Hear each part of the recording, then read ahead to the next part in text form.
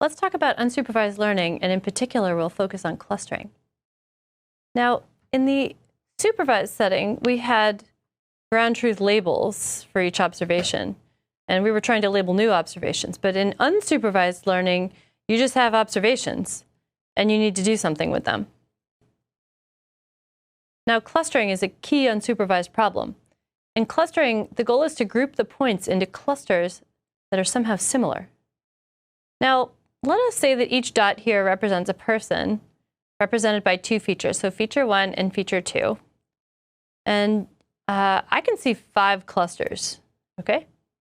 And you want the algorithm to automatically be able to figure out who is in what cluster, like these clusters there.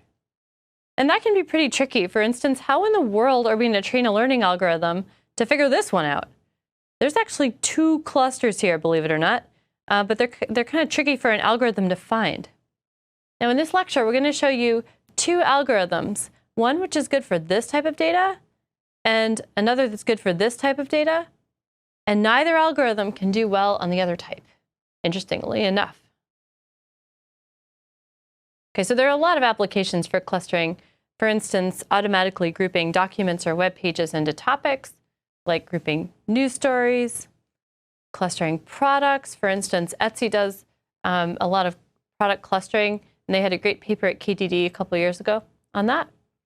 And then also clustering customers into those with similar purchase behavior, clustering medical patients. There's just a lot of clustering applications. It's a hot topic.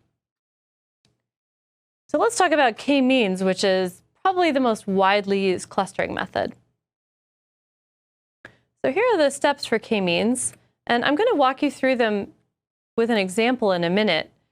So first, you input to k-means the number of clusters that you think the data have, and then you randomly initialize the center of the clusters, and then you assign all of the points to the closest cluster center.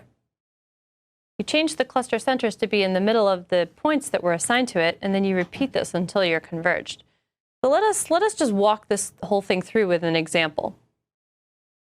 All right, so there's my data.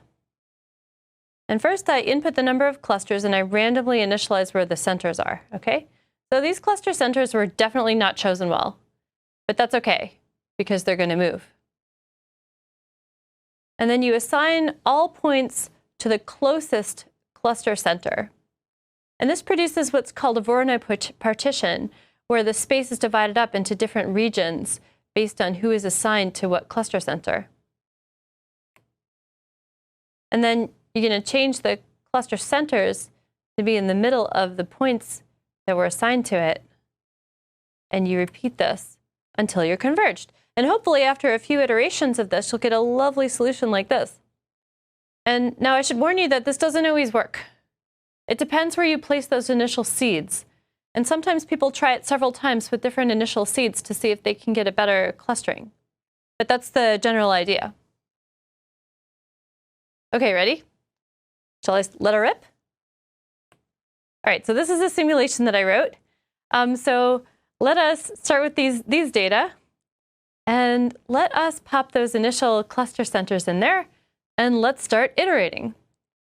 So this is after 1 iteration, 2, and we'll keep going here.